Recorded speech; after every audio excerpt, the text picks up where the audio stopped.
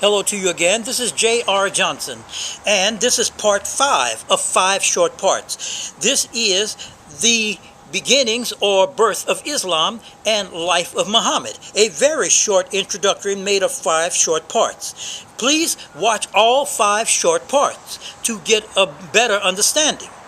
Now, to begin part 5 of 5 short parts. Muhammad, relieved from a tight spot, called his commanders, saying that Gabriel had informed him that Allah had sent the sandstorm to help the Muslims, and that Gabriel further told him that since the Quraysh had decided not to fight, it was time for them to finish the Jews.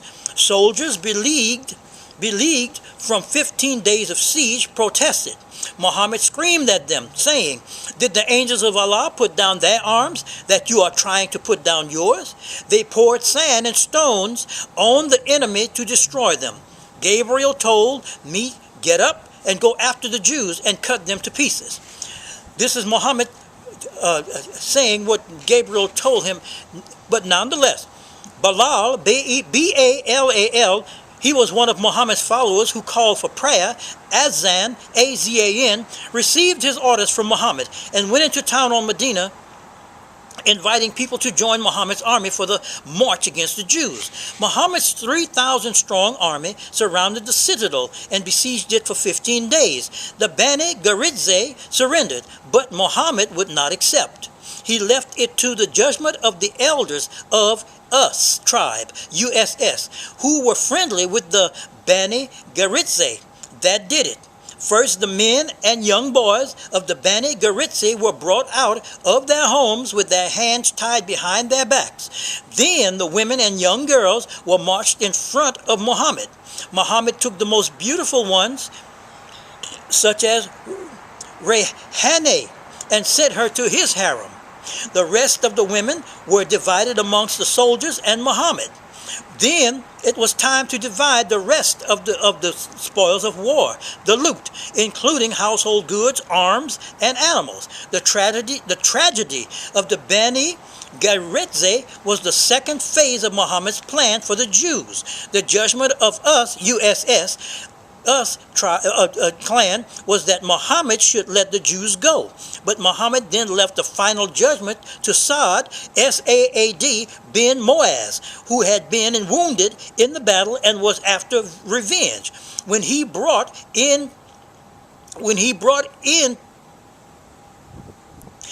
brought in to state his decision, he asked Muhammad, "Do you promise and will carry out my judgment with the help of Allah?"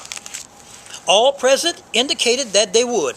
His declaration was such: "Kill all the men and the young boys. The women and children are to be taken prisoners and to be sold as slaves.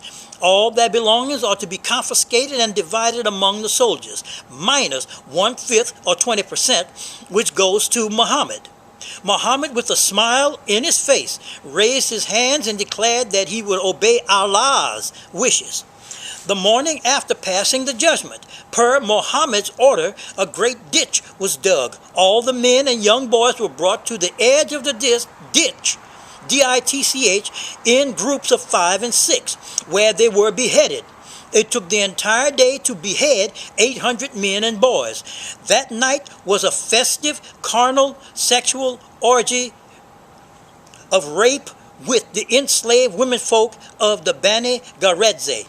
Words cannot describe the anguish, the misery, the agony, the sorrow, and the pain of any of these women, as well as Rahane, who had to sleep with Muhammad, the man who had killed her father in the front of her eyes, husband, brother, and all the men of her tribe.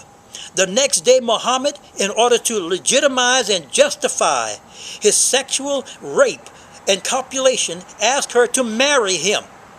She replied that she would rather remain a slave, but would never make such a relationship legitimate. The woman died at the age of 20 in the year 627 AD.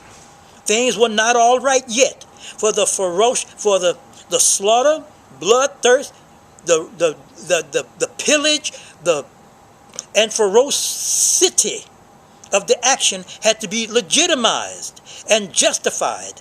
Thus, a group of verses were added to chapter 33 of the Quran, whereby Allah expressed his pleasure and satisfaction with Muhammad's actions of slaughter and rape. In the spring of the 6th year of Hijrat, Hijrat, 628 AD, Muhammad decided to visit the Kaaba, Kaaba, with 1,600 soldiers. He started toward Mecca. He was met with some people from the Quraysh who convinced him not to go there. They signed an agreement stating that Muhammad can visit the next year. Muhammad returned to Medina, unwilling to let a year go by without a venture. Upon his return to Medina, he wrote letters to the courts of Iran, Yemen, Egypt, and Abyssinia, inviting them to accept Islam. There were no takers. He needed funds. About 100 miles to the north of Medina was a fertile area called Khaybar, where Jews have been in existence for 3,600 years, since 1,600 BC, for 3,600 years, and have been on the defense from every single group of attackers for 3,600 years. And the Jews have never, as far as I can tell, have never been on the offense or attacking other human beings just for the hell and taking what they have. They have always been defending themselves from everyone else. And the Jews had 7 citadels, one inside the other, that were called Katye, Naim, Sag, Gamas, Nach, Tabin, and Salalim. Ali, who had just married Muhammad's daughter Fatima, was with him in this particular violent expedition. The Jews of Khaybar were caught by surprise, so much so that their allies, the tribe of Bani Jafan, could not come to their help. Muhammad began his attacks from the surrounding villages. Upon conquering each village and slaughtering its people, he ordered the water wells filled with stones, dirt, and sand, and their palm trees set afire. Then one citadel after the other fell to the Islamic army. The Jews offered to surrender all their belongings and go. When Kanane bin Rabi and his nephew tried to leave, Muhammad called him and said, "I know you have jewels that are not part of this loot. Where are they?" Kanane replied, "We are at your mercy. If you find anything, do with us as you please." Kanane's cousin knew the hiding place and told Muhammad where to find them. Muhammad dispatched several followers who returned with a chest filled with jewels. Muhammad asked for the rest of the jewels and was told that there were none. He ordered his troops to lay Kanane and his nephew on their backs and on the floor, and to disrobe their chests and cover that chest with burning wood. The human fireplace burned, and the victims screamed while their flesh was being broiled. All of this was done in the presence of Kanane's wife, Safiye, who had the misfortune of having to be copulated and be raped by Muhammad that night and become part of his harem. Muhammad, jubilant in his victory, ordered a feast for that night. Among the cooks was a woman named Zainab, sister of Marhab. She had a lamb killed, cooked it for Muhammad and his friends, and had it poisoned. Muhammad took the shoulder, his favorite part, and left the rest for Abu Bakr and the others. Muhammad tasted something wrong with his first bite, which happened to be where the poison was concentrated. He stopped eating and ordered all others to stop also. One of his friends, who had already swallowed some, had turned dark and died. Although Muhammad spat the food out, he injected enough poison to give him an extreme stomach pain. He summoned Zainab and inquired why she had tried to poison him. She replied, "You have killed my father, killed my brother, my uncle, my husband, and the rest of my relatives. Did you honestly think and expect anything otherwise from me? He ordered her beheaded on the spot. Muhammad ordered her beheaded on the spot. With his last victory, Muhammad cleared the Arabian Peninsula of all the Jews and the Christians. From that day, no Jewish person or Christian person or Zoroastrian person has ever lived or worshipped in Arabia. Upon his return from his military sexual rape expeditions and enslavement of the people, Muhammad took Jabe, daughter of Abu Sufyan, as his wife. As a note, he also married the 17-year-old wife of the broiled Canaan as his 10th wife. He was 60 years old at the time. Muhammad was 60 years old at the time. In the month of Ramazan, the 8th year of Hijrat, Hejrat, Muhammad, at the age of 62, decided to conquer Mecca, the crown jewel of Arabia. With 10,000 soldiers, he marched toward Mecca, and in a place called Kandime, the two armies met. Negotiated victory was with Muhammad. And on the 12th day of January 630 AD, Muhammad entered the city of Mecca. When the Muslim forces conquered Mecca, they took possession of Kaaba, Kaaba, and destroyed over 360 idols that belonged to 360 Arab tribes. Some of Muhammad's followers were from Medina, and they asked that the entire population of Mecca be annihilated. Muhammad, however, declared a general amnesty for all with the exception of the following people: Safan bin Umayyah, Abdullah bin Kata, Mogis bin Sabab, Akrameh, son of Abdul Jal, Haris bin Naghis bin Wahab, and Abdullah bin Said, Saad, bin Abi Sirah.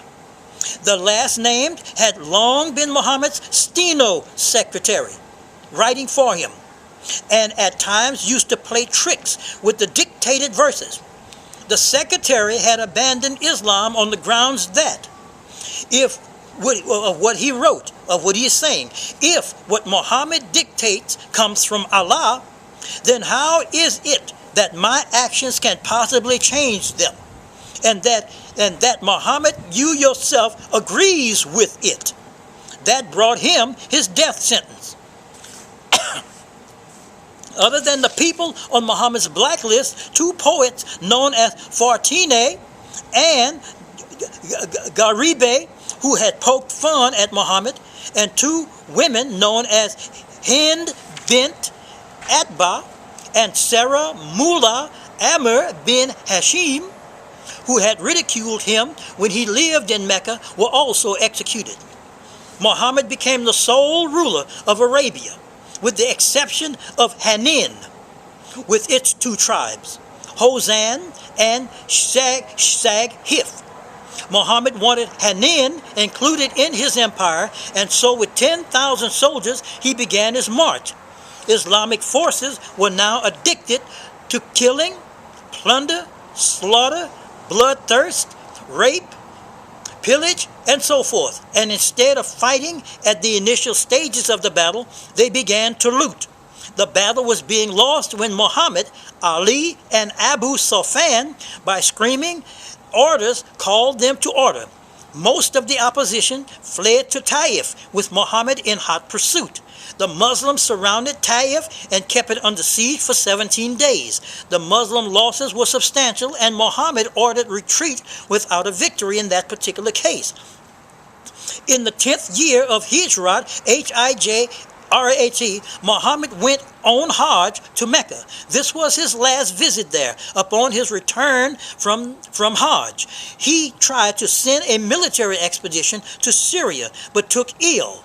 His sickness grew worse, and finally, on the 9th day of June, 623 AD, at the age of 63, he passed away. Now, for some sources. for part 5.